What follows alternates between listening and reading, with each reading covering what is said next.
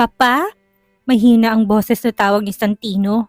Nang marinig ang sinabi ni Santino, ay malakas na singhap ang narinig mula sa mga tao.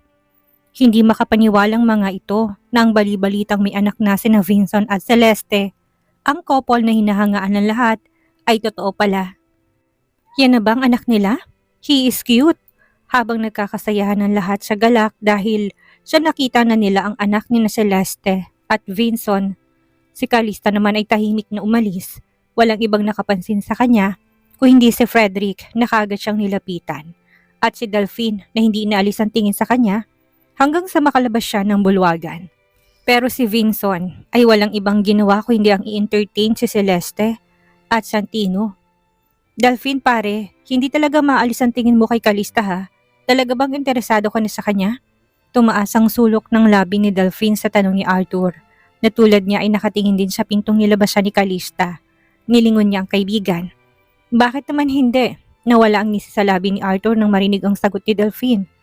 Biro lang ang tanong niya pero hindi niya akalain na totoo palang nararamdaman ng kaibigan.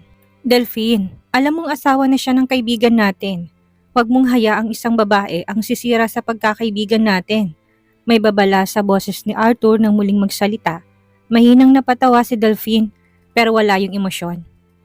Sabihin mo nga Arthur, kaninong asawa si Calista? Natahimik si Arthur at dumakong tingin kay Vincent. Nakatabi si Celeste at Santino at hindi makaalis para sundan ni Vincent. Lihim niyang naikuyom ang kamao. Kahit na gustong-gusto niya si Calista para kay Vincent, kahit itong kasiyahan ni Celeste, ay wala na rin siyang magagawa dahil hiwalay na ang mag-asawa. That, Arthur muttered, but couldn't finish his words. That is why it is okay if I pursue Calista dahil wala naman siyang asawa. Samantala, sina Calista at Frederick naman ay nakalabas na ng bulwagan. At patungo na sa kotse ng kanyang boss, ang sabi nito ay pwede na siyang umuwi dahil tapos na ang trabaho niya. Habang nasa biyahe ay pareho silang walang imik. Calista was tired and she wanted to take a nap while still in the car. But the glare from her boss made her awake. Hindi niya alam kung paano niya ito na-offend pero tagos sa buto niya ang matatalim nitong tingin. Upang iwasan ito itinutok niyang tingin sa labas ng bintana at doon na lang niya napagtanto na ibang daan ang tinatahak nila.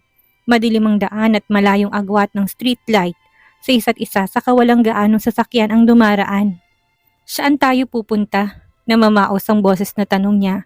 Dahil sa pagod, hindi niya nilingon si Frederick kaya hindi niya nakita kung paano kumislap ang mata nito na tila may binabalak. Hindi ba't gusto mo nang umuwi? I am letting you go now. Tapos na ang trabaho mo ngayong araw. Pagkasabi nun ay sinenyosan nito si Noriel at saka huminto ang kotse. Get off the car now, Miss Argente. Napanganga ang labi ni Calista sa sinabi ni Frederick. Mabilis niya itong nilingon at naningkit ang mga mata. Hindi siya makapaniwala. Mr. Harrington, this place is a bit. Hindi ba't gusto mo nang tapusin ang trabaho mo? Kanina pa't nang makauwi ka na. Ayan, I am letting you off work. Makakababa ka na. Mr. Harrington, sinamahan kita sa party dahil ako ang kinuha mong female companion. At kahit overtime na ako sa trabaho, hindi ako nagreklamo. Pero ano to? Bakit mo ako ibababa sa lugar na hindi ako makakakuha ng taxi? At mukhang wala pang sasakyang dumaraan. Kung may konsensya kang tao, hindi mo itatrato ng ganito ang empleyado mo. May bahid ng inis na tanong niya. Walang pakialam si Calista kung makita nito na hindi maipintang mukha niya. Mahinang tawang sinagot ni Frederick. Ano, hindi mo kaya? Sa pagkakaalala ko, ang sinabi mo sa akin ay isa kang malakas na babae. At hindi katulad ng kapatid ko na maselan at mahina na laging umaasa sa iba para makuha ang nais. Sige nga, Miss Argente, ipakita mo sa akin na kaya mong makaalis ng ligtas sa lugar na to. Habang pinapakinggan ng walang pusong salita ni Frederick, ay nabuhay ang galit ni Calista para sa lalaki. Kapatid ba niya talaga ito? O nagkamali lang siya ng hinuha? Kung hindi lang dahil sa impormasyong na makukuha niya tungkol sa kanyang ina, ngayon pa lang ititigil niya na ang pagiging sekretarya nito. Kung ganon, sige, nakangising sagot niya at binuksan ang pinto ng kotse. Bumaba siya na nakataas ang noo at ipinakita niya dito na hindi siya sumusuko sa laro nito. Goodbye, Mr. Harrington. Nang maisara niyang pinto ng kotse, kagad ring humarurot ang sasakyan. At iniwan siyang nakatunganga sa gitna ng dilim. Mabuti na lang at maaliwalas ang langit at walang ulap. Mapakla siyang napangiti nang maalala kung anong itsura ni Frederick habang pinabababa siya nito ng sasakyan. Really too ruthless. 5 minuto nang nakatayo sa gilid ng daan si Calista pero wala pa rin dumaraang sasakyan. Nakabukas ang flashlight ng phone niya pero malapit na siyang mawala ng baterya. Hindi siya magawang sunduin ni Thor dahil kahit kanina pa niya ito tinatawagan, hindi niya ito makontak. Si Via naman ay nasa Singapore at hindi niya ito maasahan sa ngayon. Sinubukan niya ring tawagan si Bethany pero out of the country rin ito, kasama ni na Rex. Walang nagawa si Calista kundi ang maghintay ng kahit na anong sasakyan para may magdala sa kanya sa pinakamalapit na highway at mula doon ay mag-aabang siya ng taxi. Habang lumalalim ang gabi, ay nilalamig na rin si Calista at ayaw niya magkasakit dahil may bata siya sa sinapupunan na kailangan niyang alagaan.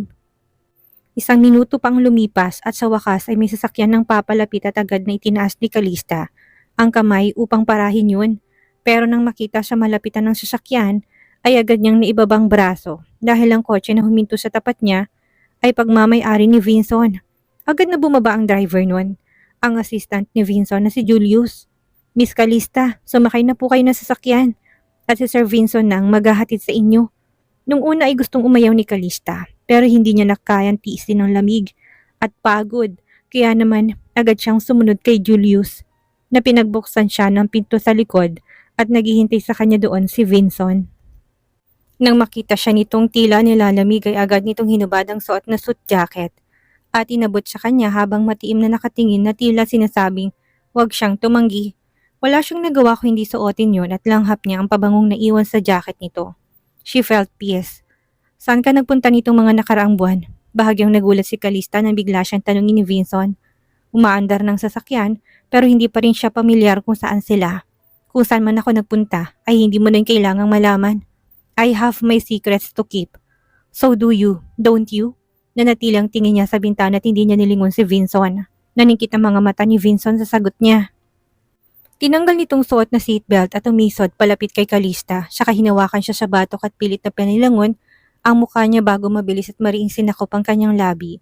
Mabilis na itinulak ni Calista si Vinson upang hindi na magtagal ang kanilang halikan.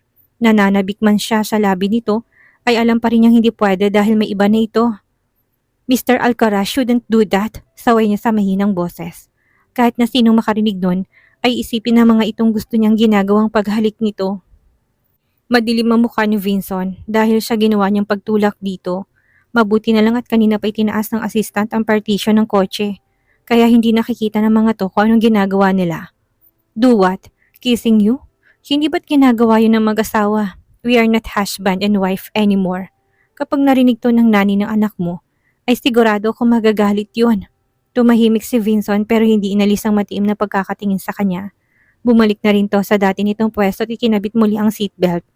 Ramdam ni Calista na pinipigilan nitong galit dahil na rin sa ilang beses nitong pagtagis ng bagang at pagbuga ng mararahas na hininga. Makaraan ng ilang sandali ay lumamlam ang mga mata nito at inabot ang kanyang palad sa kamarahang yung pinisil. Calista, why do you need to work with that punk Frederick? Kung magkano man ang sahod na binibigay niya sa'yo, ay kaya ko rin ibigay yun sa'yo. Masigit pa. Let's go home, okay? Home? Ulit ni Calista sa isip. Wala nung bata pa siya, wala siyang matawag na tahanan. Yung tahanan na puno ng halakhakan nilang magpamilya. At ngayong lumaki siya, at kahit nung kinuha siyang muli ng kinikilalang ama sa probinsya, hindi pa rin niya ramdam na nagkaroon siya ng tahanan. Pero sa loob ng 3 taon na magkasama sila ni Vinson, ay naramdaman niya kahit na sandaling panahon lamang. Mr. Castañeda, it's Vinson. I am your husband. Call me by my name. Napapitlag si Calista dahil sa biglang pagtaas ng boses ni Vinson. Hindi niya akalaing sisigawan siya nito. Tumingin siya sa labas ng bintana upang iwasan ang galit nitong titig. Calista, huwag mong isipin na dahil maayos ang trato ko sa'yo, hindi ko na kayang magalit.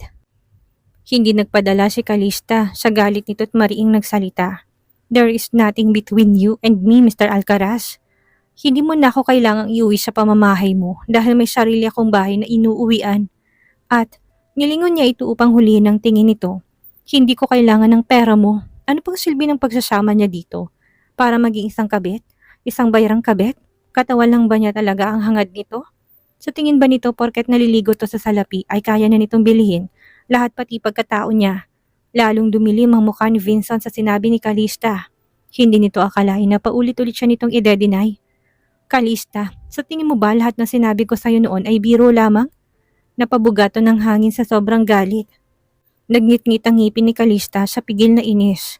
Kung hindi yun biro, ano, pinaniniwalaan niya lahat ng sinabi nito noon sa pag-aakalang seryoso to sa kanya. Hinayaan niya rin ng sarili na matutunan tong mahalin, pero sa huli nalalaman niyang may anak ito sa ibang babae. Biglang tumunog ang phone ni Vincent, na nasa bulsa na siyang pumutol sa matalim na titigan ng dalawa. Kinuha nito ang phone at tinignan kung sinong tumatawag. Na makita kung sino ay lalong bumakas ang iritasyon sa mukha nito. Bakit? Malamig na tanong nito. Habang may kausap to sa telepono ay muling tumingin sa labas ng bintana si Calista. Hindi pa rin pamilyar sa kanyang daan at wala siyang idea kung saan sila pupunta. Pero naistorbong pagmumuni-muni niya dahil sa sobrang tahimik sa loob ng kotse dinig na dinig niyang naglalambing na boses ni Celeste. Vincent, saan ka pumunta? Hinahanap ka ni Santino at nag-iiyak dahil hindi ka makita. Ayaw niya ring matulog na hindi ka kasama. Nagkasalubong ang makapal na kilay ni Vincent. Lambingin mo muna siya para makatulog. I am not available at the moment. Pero, hindi na tinapos ni Vincent ang iba pang sasabihin ni Celeste. At agad niya ring pinutol ang tawag. Hindi pa nakontento, pinatay nitong tuluyan ng cellphone. Mr. Alcaraz, pwede mo na akong ibaba sa pinakamalapit na bus stop at kaya ko nang hanapin ang daan ko pa uwi. Mukhang may nangangailangan na sa presensya mo. Isa pa, kapag nalaman nila na may kasama kang iba sa kotse, ay baka ano pang hindi pagkakaintindihan ang magaganap. Hindi pagkakaintindihan? Hindi mo ba alam na mabilis na mag-conclude ang mga tao ng idea kahit hindi naman totoo? Ang mabuti pa ay bumalik ka na sa mag-ina mo at kaya ko ng sarili ko. Malamig na tingin ang pinukol sa kanya ni Vincent. Calista, mukhang tayong dapat na mag-usap dahil sa tayong hindi nagkakaintindihan. Ang batang yun ay hindi ko. Malakas sa tunog ng phone ni Calista ang pumutol sa iba pang sasabihin ni Vincent. Kahit si Calista ay nagulat dahil naka-silent ang phone niya. Mukhang may nangialam sa phone niya. Hawak-hawak niya sa kamay ang phone dahil ginamit niya yun kanina para i-on ang flashlight at dahil biglaan ang pagsakay niya sa kotse ni Vincent, hindi niya na yun naibalik sa pouch na dala. Nang iharap niya sa mukha ang screen ng phone ay ganun na lang ang pagkagulat. Nabubanta sa mukha niya na makitang pangalan na nakarehistro sa screen. My husband is calling. Binalot ng pagtataka ang mukha ni Calista na hindi niya napansin ang bahagyang pagdukwang ng lalaking katabi niya para silipin kung sinong tumatawag. Ito bang dahilan kaya nawala ka ng halos 2 buwan? Dahil may iba ka ng asawa? Biglang bumalik sa wisyong mukha ni Calista dahil sa galit at madagungdong na boses na pumuno sa kotse. Nang lingunin niya ang lalaki ay nakita niyang nakatutok ang mata nito sa phone na hawak niya na hanggang ngayon ay tumutunog pa rin. Ngayon lang siya nabalot ng takot dahil sa tindi ng galit na nasa mata nito at parang binalot ng itim na kaluluwa ang pagkatao nito. Tumikwas ang sulok ng labi nito at nagsalita sa boses na puno ng pang-uuyam. Sa maikling panahon ay kagad mo na ako napalitan ha, Miss Calista? Calista, spare me. Kahit nga ako'y confused na rin kung bakit ako nagkaroon ng asawa. Sigaw niya sa isip. Ano pang hinihintay mo? Bakit hindi mo sagutin ang tawag ng iyong asawa? Natameme si Calista sa sinabi ni Vincent. Pero hindi niya ito sinunod, hindi niya sinagot ang tawag at mabilis sa pinindot ang cancel button saka iniwas ang tingin kay Vincent. Sigurado siya na si Thor ang tumatawag at pinrank siya. Hindi niya alam kung kailan ito pinakialaman ng phone niya pero gusto niya itong kutusan kapag nakita niya. Takot ka bang malaman ng bagong mong asawa na kasama mong dati mong asawa? Nabigla si Calista sa tanong ni Vincent. Bagong asawa? Dating asawa? Bakit? Kung ano-ano naman ang pinag-isip ng lalaking to. Pero hindi nakaligtas sa pandinig niyang sarkasmo sa boses nito. Is he jealous? Sino siya? Kailan ka nagpakasal? Malamig pa sa niebe na. Antarctica ang boses ni Vincent nang muling magsalita. Kalmado man ito'y ramdam niyang pigil nitong galit. Hindi alam ni Calista ang isasagot. Tumikim siya upang alisin ang bara sa lalamunan at sinakyan ang prank ni Thor. Mr. Alcaraz, sa tingin ko ho ay wala na kayong pakialam sa personal na buhay ko. Kung sino man ang magiging asawa ko ay wala na kayo doon. But I can assure you, sa loob ng 3 buwang mag-asawa tayo ay hindi ako nagloko. Umalis lang ako dahil expired ng 3 buwang kontrata ng kasal natin. By the way, I don't even know if our marriage is valid. Imbis na gumaan ang pakiramdam ni Vincent sa paliwanag niya, ay lalo lamang dumilim ang mukha nito. Kalista, ang galing mo. Nakaramdam ng konting konsensya si Kalista sa pagsisinungaling niya pero sa tuwing maisip na siyang pinagsinungalingan ni Vincent, ay agad rin yung napalitan ng galit. Pagkatapos ng konting bangayan na yon, hindi na muling nagsalita si Vincent at nanatili ang tingin sa labas ng bintana. Hindi nakaligtas sa matalas na pandinig ni Kalista ang ilang beses itong pagkawala ng buntong hininga na puno ng iritasyon pero tinikis niya ito. Ilang sandali pang lumipas bago binasag ni Vincent ang katahimikan para magtanong ng address niya. Nung una ay tumanggi si Kalista, pero binantaan siya nito na dadalahin siya sa mansyon ng mga Alcaraz kaya walang nagawa si Kalista kundi hayaan ng driver na ihatid siya sa penthouse na tinutuluyan. At tahimik nang naging biyahe nila hanggang makauwi siya sa tinutuluyan. Salamat sa paghatid. Mahinang pasasalamat niya bago binuksan ang pinto at dali-daling bumaba ng sasakyan. Hindi niya na narinig ang sagot ni Vincent dahil naisara niya na ang pinto. Habang naghihintay na bumukas ang elevator ay bumalik ang isip ni Kalista sa lalaking naiwan sa kotse. Nangihinayang siya sa naging relasyon niya kay Vincent. Pero dahil ang pinakaayaw niya sa lahat ay ang pinagsisinungalingan siya, hindi niya kailangan magmakaawa kay Vincent para maayos ang relasyon nila dahil may anak sila. She is not that kind of woman. Sinabi na niya sa sarili na kaya niyang buhayin ang anak ng mag-isa. Habang malalim ang iniisip ay bumukas ang pinto ng elevator at pumasok siya na tila wala sa sarili kaya hindi niya napansin ang isang lalaki na kasunod sa kanya. Nang sumara ng pinto ng elevator at nakita niyang refleksyon nito sa salamin, saka lang napanganga ang labi niya sa gulat. Anong ginagawa mo dito? Hindi makapaniwalang tanong niya.